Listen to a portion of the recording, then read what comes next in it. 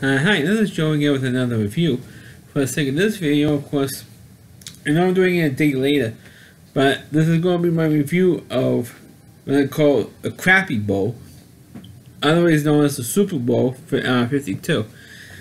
And, well, of course, we all know who won. The Eagles finally won a championship, or a Super Bowl, which they never won before, so that's a novelty for the National Fuck You League, as I like to call them, and they believe me, they deserve that title for many reasons.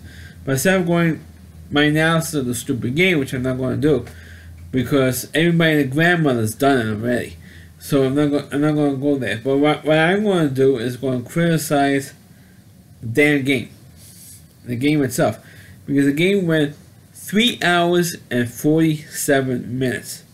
And of course, those of you who watch my videos, especially those that's attacking football, knows what my pet peeve is, and that is everybody and their grandmother always complains about baseball taking forever. It's too slow pace. The commercials take too long. Yada yada yada. I'm not saying there's not any valid points there, but I'm saying everybody craps on baseball for taking too long. But I never hear that one person, other than myself, of course, I never hear that one person who is a so-called sports expert who has a radio show on sports talk radio complain about the length of football games. I never hear it. I'd like to know why nobody complains about it. Why? Because I feel that if you complain about one sport taking forever, you have to complain about every sport, especially football. Football is, if people complain about baseball, I don't understand why people don't complain about football taking forever. Because this year we already had a Rose Bowl game that went 4 hours. Nobody complained over that. You had also a playoff football game that also took about 4 hours. Nobody says anything. You had Super Bowl last year, Super Bowl 51, that went 3 hours and 55 minutes, which is the longest Super Bowl game in actual time. Nobody says anything. And this year, the Super Bowl went 3 hours and 47 minutes. Nobody says anything. But if a World Series game, a playoff or World Series game, or even the first opening day of the baseball season, if an opening day game goes 3 hours and 47 minutes, like the Super Bowl did, you have Phil Mushnick, who is a writer or columnist for the New York Post, a sports columnist for the New York Post. He craps on it. And he says, oh, the game goes too long, the game is this, there's 3 hour commercial breaks, you have 10 pitchers used in a 2-1 game that goes 9 innings. I mean, he craps on it. And Joe fucking Buck, well, thankfully didn't announce the Super Bowl this year. He always complains when he announces a baseball game. He always pulls this: oh, it's now 10 o'clock in the East, and we're still playing. Or in the All-Star game last year, which if you've seen that video, I did a whole rant saying that the game, on the All-Star game, went 2 hours and 10 minutes to go through 7 innings. Because the game started like a 6:20, or not 6:20, 8:20 Eastern time, and at 10:30 Eastern time, the game went through the first 7 innings. But it's a very, very good time, for that. Instead of keeping his mouth shut, or Joe Buck keeping his mouth shut over that, like he does when he announces a football game, which he keeps his mouth shut about the length of the game. He goes, oh my God, I can't believe it. We played 2 hours and 10 minutes, and then we're going to the 8th inning. Oh my God, 2 hours and 10 minutes later, we're now in the 8th inning. Oh my God. I mean, it's like, seriously?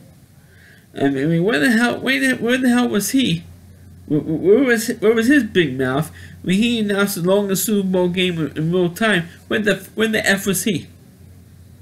He didn't say shit. Because Joe Buck is a mother effer who doesn't say shit about the NFL. Because everybody's a shill for the National Fuck You League. Nobody complains about it. Nobody criticizes it. No one points out that the game takes forever. Nobody complains about it. And I'm going to get into another point in a minute. In terms of the time, in terms of that. But actually, of course, everybody talks about everything else except for the length of the game. They're talking about, oh wow, what a great win. There's no defense. The defense on both teams were horrible because they had the highest scoring Super Bowl game ever. The defense, the Patriots defense was lousy. The Philly defense was lousy. You have this. The commercials sucked. You had the halftime show was horrible. The audio went for Justin Timberlake's performance. That went. It was horrible. They didn't have Janet Jackson making a comeback in the Super Bowl halftime show, so they could left everybody hanging, which is another thing which we're going to get into, because he had Justin Timberlake performing at the halftime show this year.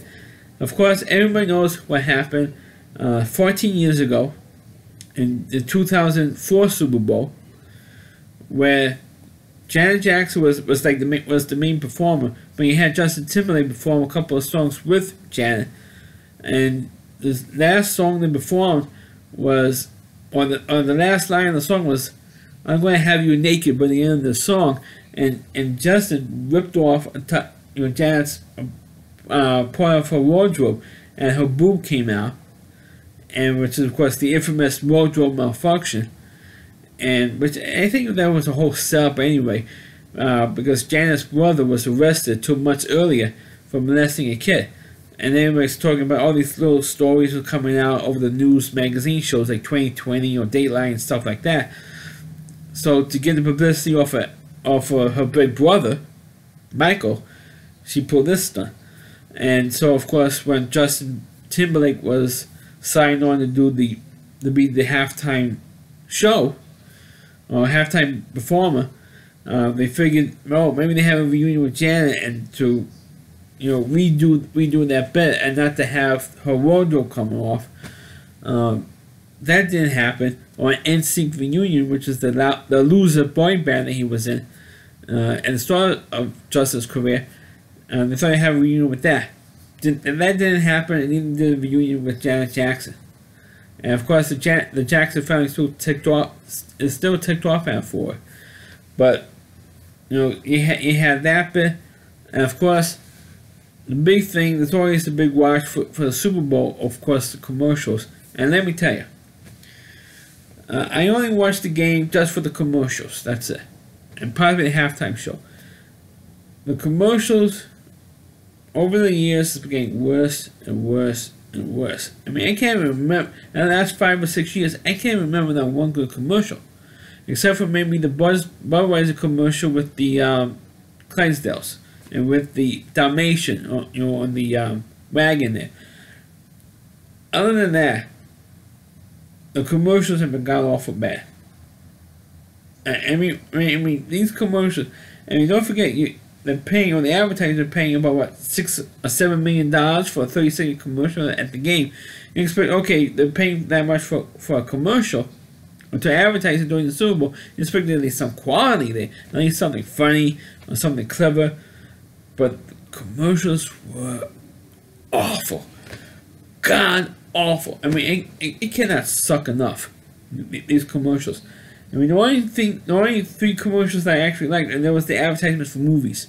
You had the Avengers movie that's going to come out, I think around my birthday actually, July 13th. You're going to have a new Jurassic World movie.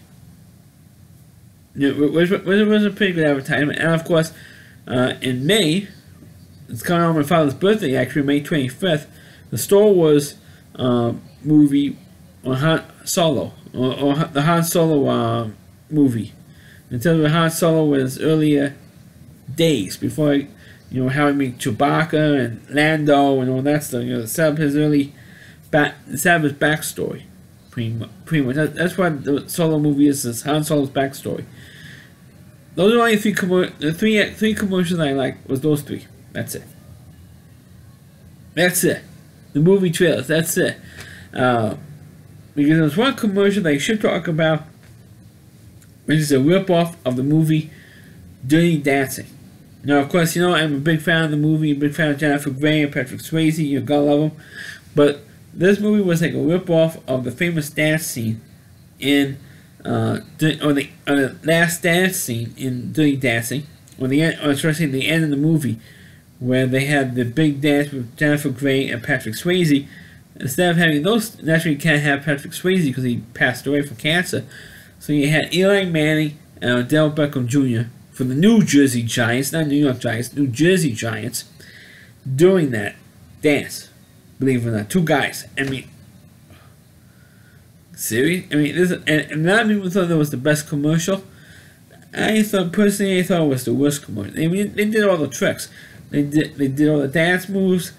They even did the lift, the famous lift when Patrick lifted Jennifer Grey. They did that with Odell Beckham Jr. being Jennifer Grey, right?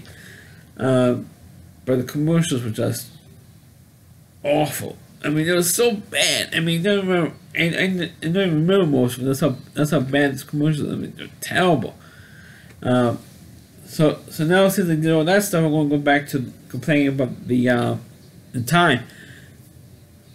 It's really pissed because usually when I was younger, during the 80s, even during the early 90s, where you had the Buffalo Bills getting blown out in 3 of the 4 Super Bowls they played in, the only one they got blown out in was the first one they played, which was Super Bowl 25 against the New Jersey Giants. But even those games, the games went fast. The games usually went about between 3 and 3 hours and 15 minutes. Or maybe 3 hours and 20 minutes at best, or at worst. Now you have games that's constantly going more than 3.5 hours in the Super Bowl. And it was like a quarter after 8:30 before you even had the halftime show. So, and usually the halftime show is usually like about a half hour earlier than that. So I'm going, oh, it's now 8 o'clock in the East, and they still playing the first half of the Super Bowl. Right? I was doing that all night long. And said, oh, it's now 9 o'clock in the East, and not in the fourth quarter yet, and they're still in the third quarter of the Super Bowl. And I was doing that all night long. And my father used to give me an argument over making that point. And he says, "Oh, because the 3-minute commercial breaks you have in baseball games." Yeah, but during the first quarter, within the first 45 minutes of Super Bowl 52, you have 5 commercial breaks. And then within the first from 6:30 to 7:15 at night Eastern time, you have 5 commercial breaks. I think you have about like 7 commercial breaks total. I think you have about like 7 commercial breaks total within the first hour. 7 commercial breaks in the first hour.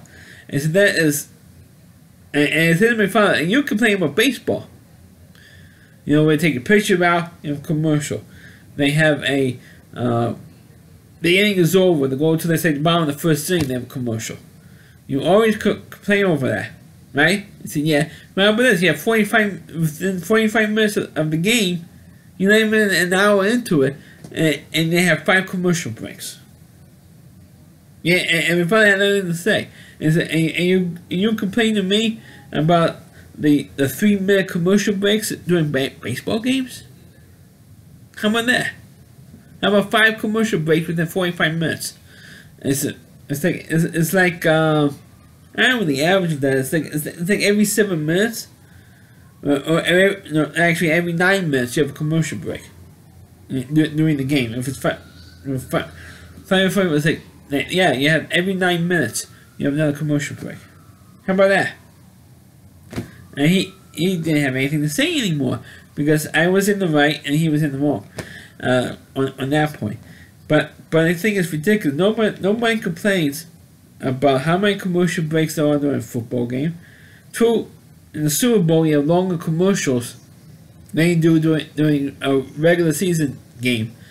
But it's still no excuse for anybody not saying not one goddamn mother effing word about the Super Bowl taking 3 hours and 47 minutes. There's no excuse for it. I'm calling out everybody.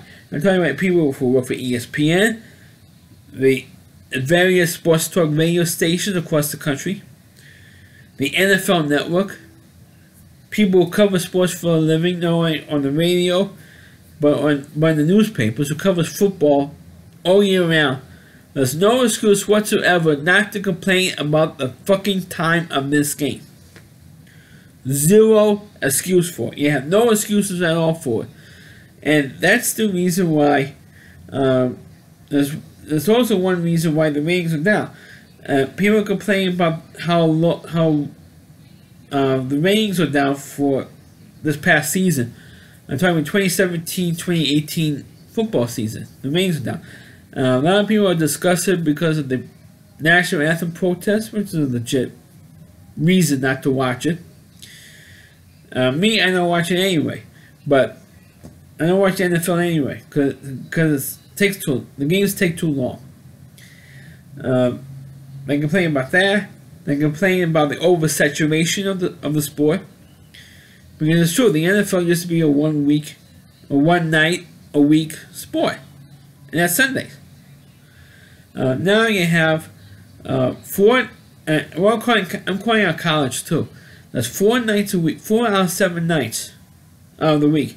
You have a primetime game on regular television. You have Sunday night football. You have Monday night football. Well, Monday night is usually on ESPN, but if you're in the local market of the team, like I'm in the local market for the Jets and the Giants. And so if the Jets and Giants, either the Jets or the Giants, playing Monday night, we get to see them on a local channel. So you have Sunday night, Monday night, Thursday night is also on regular television, and you also have Saturday night for college in prime time on regular television over on ABC. So you have 4 nights a week where you have football on. So they complain, oh, you have football 3 nights a week for the NFL and once a week for college. They complain about it's oversaturation. It's the games on Thursday night are terrible. The games on Monday night is terrible matchups. And sometimes maybe on Sunday you have the flex schedule where teams try to make the playoffs or one win and they're in type of situation. They might put one of those games on Sunday night. But most of the games that you have at prime time, during the week, they usually suck. And so you have 3 nights a week, or 4 nights if you count Sunday night for college, on primetime television. Is overdoing it. It's like how much football games can you possibly watch in 1 week? And especially those who can afford the NFL package on DirecTV, you can see all games all day long on Sunday night, on Sunday afternoon, Monday night, all the games, no problem. And all the college games, no problem. Like 2,000 college games or whatever on Saturday, or maybe you're doing on Friday nights or whatever. It's like how much of it can you possibly watch? And not only that, but the one thing that nobody brings up, they complain about all that stuff, oversaturation, all that stuff. But one thing that they never ever complain about is that the games take too damn long. Period. And people complain, oh, the day after the Super Bowl should be declared a national holiday. Because they got so fucking drunk. They can't watch the Super Bowl without getting drunk out of their fucking minds. They get plastered and they get drunk. They drink all kinds of beer, but all the kinds of alcohol as well. So they get drunk out of their effing minds, and they're so hungover they want to have the next day off so they can recover from their hangovers. And if I was a businessman, I say if you take off because you're too hungover from your fucking Super Bowl party, then you're fired. And we're firing them. Because if you can't watch the Super Bowl without getting drunk, you're fired. Or if you even watch the Super Bowl, you're fired. You should be fired for watching the NFL, especially with the stupid national anthem protest. You should be fired for even watching it. If you happen to be rookie, you should be fired. For even watching that sport, you should be fired. But neither here nor there. But the game was terrible. Commercial. Well, I'm glad that the Eagles won the first championship. But other than that, the game itself was horrible.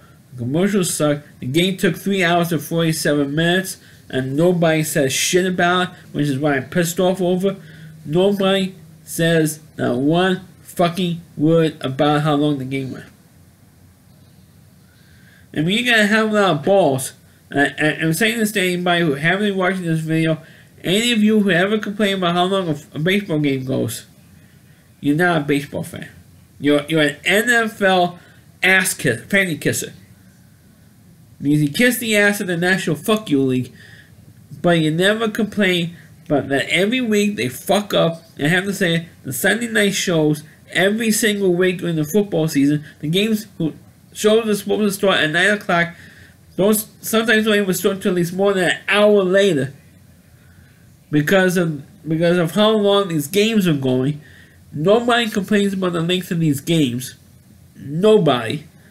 That's the reason why the ratings are down, because these games go too long. Because if you complain about baseball and don't complain about football taking forever, then you're a fucking moron. Because football is worse than baseball is with the commercials. Because they have every 9 minutes you have a fucking commercial break. You have 5 commercial breaks during the Super Bowl in 45 minutes. Where's the outrage over that? Where is the outrage? That's what I want to know. Why aren't anybody complaining over the length of the Super Bowl over the last 2 years? Why aren't anybody complaining about the length of the game? How come? That's what I want to know. Please comment down below. Why? Give me an explanation as to why nobody's complaining over the length of these football games. Why? The stupid game went 3 hours and 45 minutes. 3 hours and 47 minutes, and not one person ever called in a sports talk radio station or make a comment on television complaining about the length of the game. Nobody. Nobody. And where is the outrage over that? That's what I want to know. Why isn't anybody complaining over it? That's going to be my last comment on it. Because all you football fans, all of you fucking suck. Because you don't complain about the length of these games like everybody else does on baseball. Everybody craps on baseball for the length of these games taking forever. Because it's the pace of the game and all this crap. But nobody complains about your fucking sport or the National Fuck You League because the games take too long. There's no excuse for that stupid Super Bowl game to go that long. None. None. Zero. What the hell is the excuse of a game going 3 hours and 47 minutes? It should have been at least a half hour shorter. At least a half hour shorter. So that's my review of Super Bowl 52. Please click on the video. Please read it. Feel free to comment on it.